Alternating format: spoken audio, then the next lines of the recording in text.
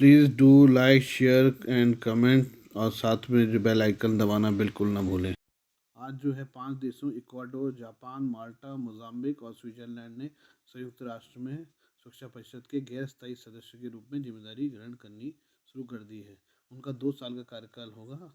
आधिकारिक तौर पर 1 जनवरी से शुरू हुआ था, लेकिन नए साल की छुट्टी के बाद 2023 के लिए सुरक्षा परिषद का पहला कारोबारी दिन मंगलवार 3 जनवरी है। की जिम्मेदारियों की शुरुआत को चिन्हित करने के लिए एक झंडा समारोह स्थापना समारोह आयोजित किया गया था। समारोह 2018 में कजाकिस्तान द्वारा शुरू किया गया था। समारोह की अध्यक्षता करने वाले कजाकिस्तान के स्थायी प्रतिनिधि अकान राखमितुलिन ने विश्वास व्यक्त किया कि परिषद के 5 नए सदस्य अधिक गहराई लाएंगे और वैश्विक शांति और सुरक्षा के दबाव वाले मुद्दों पर ध्यान केंद्रित करेंगे। राखमितुलिन ने कहा है, जैसा कि हम एक नया साल शुरू करते हैं, स्पष्ट है कि वैश्विक स्थिति कई चुनौतियों और संकटों से चिन्हित है। चल रहे संघर्षों और मानवीय आपदाओं से लेकर जलवायु परिवर्तन महामारी के नकारात्मक प्रभावों तक। उन्होंने कहा कि इन गंभीर मुद्दों को संबोधित करने के लिए सहयोग और एकजुटता के साथ साथ संयुक्त राष्ट्र के सभी सदस्य देशों की प्रतिबद्धता की आवश्यकता है। 15 सदस्यीय सुरक्षा परिषद में 5 स्थायी सदस्य होते हैं, पर ब्रिटेन, चीन, फ्रांस, रूस और संयुक्त राज्य अमेरिका परमानेंट मेंबर्स हैं और संयुक्त राष्ट्र महासभा द्वारा 2 साल के लिए चुने गए 10 गैर स्थायी सदस्य हैं। हर साल 5 अस्थायी सदस्यों को बदला जाता है। अमेरिकी राष्ट्रपति जो बाइडेन ने मंगलवार को लॉस एंजलिस के पूर्व मेयर एरिक गारसेटी को भारत में अपने दूत के रूप में नामित किया है। व्हाइट हाउस ने भरोसा जताया कि इस बार संयुक्त राज्य अमेरिका की सीनेट द्वारा उनकी पुष्टि की जाएगी।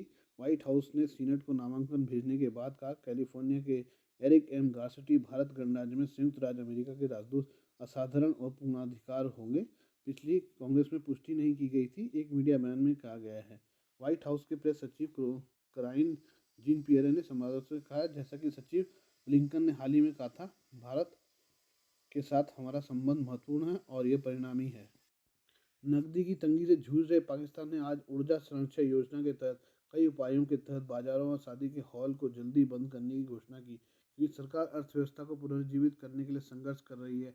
ऊर्जा बचाने और आयातित तेल पर निर्भरता कम करने के लिए राष्ट्रीय ऊर्जा संरक्षण योजना को मंजूरी देने वाली कैबिनेट की बैठक के बाद मीडिया को जानकारी देते हुए रक्षा मंत्री ख्वाजा आसिफ ने कहा कि बाजार रात 8:30 बजे बंद हो जाएंगे, जबकि विवाह हॉल क्रमशः 10 बजे बंद हो जाएंगे। हमें $60 बिलियन बचाने हैं। अधिक उपायों की घोषणा करते हुए उन्होंने कहा कि गर्मागर्म बल्बों का निर्माण 1 फरवरी से बंद कर दिया जाएगा, जबकि अक्षम पंखों का उत्पादन जुलाई से बंद कर दिया जाएगा। उन्होंने कहा कि इन उपायों से और 22 अरब रुपये बचाने में मदद मिलेगी। सरकार 1 वर्ष के भीतर शंक्वाकार गीजर के उपयोग को भी अनिवार्य कर देगी, जिससे कम गैस का उपयोग करके $92 बिलियन की बचत होगी और स्ट्रीट लाइट के वैकल्पिक उपयोग से अन्य $4 बिलियन की बचत होगी। आसिफ ने यह भी कहा कि कैबिनेट ने सरकारी विभागों द्वारा उपयोग की जाने वाली बिजली का 30% बचाने की योजना बनाई है, जिससे $62 अरब की बचत होगी। एक अन्य कदम में आसिफ ने कहा कि ईंधन के आयात में कटौती करने में मदद के लिए इस साल के अंत तक इलेक्ट्रिक मोटरसाइकिलें पेश की जाएंगी। भारतीय रेलवे ने देश के प्रमुख हेरिटेज ट्रेन रूटों पर हाइड्रोजन ट्रेन के संचालन की तैयारी कर ली है। जर्मनी, चीन और फ्रांस के बाद भारत दुनिया का चौथा देश होगा जहां हाइड्रोजन फ्यूल पर ट्रेनों का संचालन किया जाएगा। चालू वर्ष 2023 के दौरान चयनित 8 प्रमुख हेरिटेज रेलवे ट्रैक रूटों में पहले चरण में इन ट्रेनों को चलाया जाएगा। केंद्रीय रेल मंत्री अश्विनी वैष्णव ने अनौपचारिक बातचीत में बताया कि पर्यावरण संरक्षण के मद्देनजर हेरिटेज ट्रेन रूटों पर हाइड्रोजन फ्यूल आधारित ट्रेनों का संचालन किया जाएगा। इनमें ज़्यादातर नैरो गैज की लाइनें हैं जहाँ हल्के भार की ट्रेनें चलाई जाएंगी। इन ट्रेनों को वंदे मेट्रो के नाम से जाना जाएगा। सेंट्रल रेलवे की मात्रेन हिल्स रेलवे में नैरो गेज की 19.97 kilometre, north east frontier railway में 88.6 किलोमीटर लंबी narrow gauge line, northern railway में कालका शिमला रेलवे की 95.4 किलोमीटर नैरो गेज लाइन और नॉर्दर्न रेलवे के ही कांगड़ा वैली में 164 किलोमीटर की नैरो गेज लाइन पर हाइड्रोजन इंजन वाली ट्रेनों का संचालन किया जाएगा। इसी तरह वेस्टर्न रेलवे की बिलीमोरा वाघई को 62.7 किलोमीटर, माहू पातलपानी की 58 किलोमीटर लंबी मीटर गेज, साउदर्न रेलवे की नीलगिरी माउंटेन रेलवे की 46 किलोमीटर मीटर गेज लाइन और नॉर्थ वेस्टर्न रेलवे की मारवाड़ देवगढ़ मादरिया की 52 किलोमीटर लंबी मीटर गेज लाइन को हाइड्रोजन चालित ट्रेनों के लिए चुना गया है। मालदीव की आपराधिक अदालत ने रविवार को पूर्व राष्ट्रपति अब्दुल्ला यामीन को 11 साल कैद की सजा सुनाई और उन पर $50 लाख का जुर्माना लगाया। उन्हें एक निजी कंपनी से रिश्वत प्राप्त करने से संबंधित भ्रष्टाचार और मनी लॉन्ड्रिंग के आरोपों का दोषी पाया गया था। यामीन ने किसी भी गलत काम से इनकार किया है। उन्होंने 2018 में सत्ता खो दी थी, लेकिन 2023 में होने वाले चुनाव के लिए मालदीव की प्रगतिशील पार्टी के लिए राष्ट्रपति पद के उम्मीदवार घोषित किए गए थे। पहले से ही 2019 में उन्हें 5 साल की जेल की सजा सुनाई गई थी और 2019 में राज्य के कोष में $1 मिलियन का गबन करने के लिए $5 मिलियन का जुर्माना लगाया गया था, जो अभियोजन पक्ष ने कहा कि रिजॉर्ट विकास अधिकारों के पट्टे के माध्यम से हासिल किया गया था। उनकी सजा के बाद यामीन को 2020 में हाउस अरेस्ट में स्थानांतरित कर दिया गया था और महीनों बाद मुक्त कर दिया गया था। अपनी रिहाई के बाद से पूर्व तानाशाह मोहम्मद अब्दुल गयूम के सौतेले भाई यामीन मालदीव में भारतीय प्रभाव के खिलाफ एक अभियान के साथ सक्रिय राजनीति में लौट आए हैं। नई दिल्ली में चिंता जताई गई थी कि हिंद महासागर में रणनीतिक शिपिंग लेन के करीब स्थित मालदीव इस क्षेत्र में प्रभाव को लेकर भारत और चीन के बीच प्रतिस्पर्धा का केंद्र बिंदु बना हुआ है।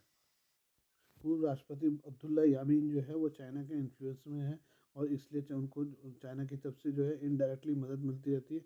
इसीलिए वो भारत के मुखर हैं और वो चाहते हैं कि भारत का जो है वहाँ मालदीव में भारत का वर्चस्व खत्म हो जाए या बिल्कुल ना के बराबर हो जाए। अग्निवीर के पहले बैच के लिए प्रशिक्षण शुरू होने के साथ ही रक्षा मंत्री राजनाथ सिंह ने मंगलवार को इसे गेम चेंजर और एक पहल बताया जो राष्ट्रीय सुधार में मदद करेगा। उन्होंने यह भी कहा कि अग्निवीरों की भावी शिक्षा 12वीं कक्षा तक प्रदान की जाएगी। मीडिया से बात करते हुए राजनाथ सिंह ने कहा कि अग्निवीर प्रशिक्षण के दौरान अपनी शिक्षा पूरी करने के साथ साथ नए कौशल हासिल करने में सक्षम होंगे। उन्होंने कहा ये व्यक्ति तकनीक के जानकार और युवा होंगे और राष्ट्रीय सुधार के लिए अच्छे होंगे। उन्होंने आगे कहा कि अग्निवीरों की 12वीं की कक्षा तक की भविष्य की शिक्षा पर ध्यान दिया जाएगा।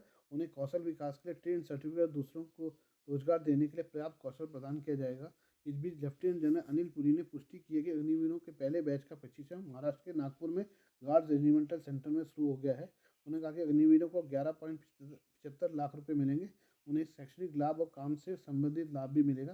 पहले बैच में कुल 112 अग्निवीरों ने रिपोर्ट किया है, जो 25 से 31 दिसंबर के बीच केम्प्टी नागपुर में गार्ड्स रेजिमेंटल सेंटर में रिपोर्ट किया गया था।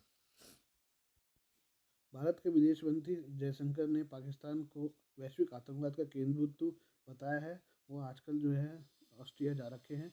जयशंकर ने ऑस्ट्रिया के राष्ट्रीय टीवी चैनल के एक बेहद लोकप्रिय कार्यक्रम में हिस्सा लेते हुए पाकिस्तान के आतंकी चेहरे को बेनकाब करने में कोई कसर नहीं छोड़ी और साथ ही आतंकवाद के खतरे की गंभीरता को नहीं समझने के लिए यूरोपीय देशों समेत पूरी दुनिया की मानसिकता को कटघरे में खड़ा किया। भारतीय विदेश मंत्री ने हाल के दिनों में कई बार अंतर्राष्ट्रीय मंचों से पाकिस्तान सरकार की तरफ से आतंकवाद को मिलने वाले समर्थन का मुद्दा उठाया है। संयुक्त राष्ट्र के मंच से भी भारत ने पिछले महीने आतंकवाद को लेकर पाकिस्तान को घेरा था। जयशंकर से यह पूछा गया कि वो बार बार पाकिस्तान को आतंकवाद का केंद्र बिंदु क्यों करार देते हैं और क्या यह कूटनीतिक लहजे से सही है। तो जयशंकर ने जवाब दिया कि आप डिप्लोमेट हैं, इसका ये मतलब नहीं कि आप सच नहीं बोले। मैं आतंकवाद के केंद्र बिंदु से भी ज़्यादा कठोर शब्दों का इस्तेमाल कर सकता हूँ। आप भरोसा कीजिए कि भारत ने जो सहन किया उसे देखते हुए यह शब्द बहुत ही नम्र हैं। यह पाकिस्तान वह देश है जिसने भारत के संसद पर हमले करवाए, जिसने मुंबई शहर पर हमले करवाए, होटलों में विदेशी पर्यटकों पर हमले करवाए। यह देश लगातार सीमा पार आतंकवादियों को भेजता है। जयशंकर के इस जवाब पर कार्यक्रम प्रस्तुतकर्ता ने दलील दी कि पाकिस्तान एक देश के तौर पर तो आतंकवाद का प्रसार नहीं करता। इस पर जयशंकर का जवाब था, अगर आपके पास संप्रभु क्षेत्र है लेकिन वहाँ सभी के सामने आतंकी कैंप चलाए जाते हैं, आतंकियों की सेना जैसा प्रशिक्षण दिया जाता है, उनकी भर्ती होती, तो क्या आप ये कहना चाहते हैं कि पाकिस्तान सरकार को नहीं मालूम कि वहाँ क्या हो रहा है। इसके बाद जयशंकर से पूछा गया कि क्या भारत और पाकिस्तान के बीच युद्ध हो सकता है, तो उन्होंने जवाब दिया कि दुनिया को आतंकवाद को लेकर ज़्यादा गंभीर होने की जरूरत है। यह स्वीकार करना होगा कि आतंकवाद जारी है और इससे मुंह नहीं चुराया जा सकता। आज के घरेलू नुस्खे इस प्रकार से हैं। आजकल आपको पता है विंटर सीजन चल रहा है और आप सभी जानते हैं कि सर्दियों में त्वचा को सबसे ज़्यादा नुकसान पहुंचता है। ठंड के कारण त्वचा अपनी नमी खोने लगती है, उसमें रूखापन आने लगता है। इस समय सबसे ज़्यादा असर देखने को मिलता है पाँव की एड़ियों पर, क्योंकि आप चेहरे की त्वचा का तो ख्याल रख लेते हैं लेकिन एड़ियों पर अक्सर ध्यान नहीं देते, जिसके चलते एड़ियाँ फटने लगती हैं और कभी कभी तो स्थिति बहुत ज़्यादा तकलीफ वाली हो जाती है, जब जब एड़ियों में दर्द होने लगता है और खून निकलने लगता है। ऐसे में इस विंटर सीजन आपको घबराने की ज़रूरत नहीं है। हम आपके लिए एक ऐसी ही रेमेडी लेकर आए हैं। आप सभी के घर में नारियल और सरसों का तेल तो होता ही है, तो पहले चलिए आज हम नारियल का तेल का बात करें, फिर हम सरसों के तेल की बात करेंगे। नारियल के तेल में एंटी इन्फ्लेमेटरी और एंटी माइक्रोबियल गुण होते हैं जो एड़ियों की दरारों और घावों को भरने में मदद करता है। नारियल का तेल विंटर सीजन में नमी को बरकरार रखता है। क्रैक हील रिपेयर के लिए सबसे पहले आपको चाहिए एक बड़ा चम्मच नारियल का तेल और आधा टुकड़ा कच्ची हल्दी। उसके बाद नारियल के तेल को गर्म कर लीजिए। उसके बाद उसमें कच्ची हल्दी कद्दूकस करके मिला लीजिए। उसके बाद रात को पाँव धोकर यह मिश्रण एड़ियों पर लगाएं और मोजे पहन के सो जाएं, आपको फ़र्क नज़र आने लगेगा। दूसरा है सरसों का तेल। सरसों का तेल सर्दियों में से भारतीय रसोइयों में का हिस्सा रहता ही है, जो खाने का स्वाद बढ़ाने के साथ ही सेहत के लिए भी लाभदायक है। सरसों का तेल त्वचा के लिए स्वास्थ्यवर्धक होता है। आप सरसों के तेल को पैराफिन वैक्स टीटी ऑयल के साथ मिलाकर इस्तेमाल कर सकते हैं। इसे सबसे पहले सरसों के तेल को गर्म करके एक कटोरी में निकाल लें। उसके बाद पैराफिन वैक्स को पिघाल कर सरसों के तेल में मिला दें। उसके बाद टीटी ऑयल डालकर अच्छे से एक सार कर लें। उसके बाद अपने पैरों को साफ करके हमेशा एड़ियों की दरारों में लगाएं। इससे आपको बहुत जल्दी आराम मिलेगा और आपकी फटी एड़ियाँ भी जो हैं वो ठीक हो जाएंगी। आज 22 कैरेट गोल्ड का प्राइस इंडिया में जो है 10 ग्राम का 51,100 रुपये है, और 24 कैरेट गोल्ड का रेट जो है 10 ग्राम का वो 55,750 रुपये है।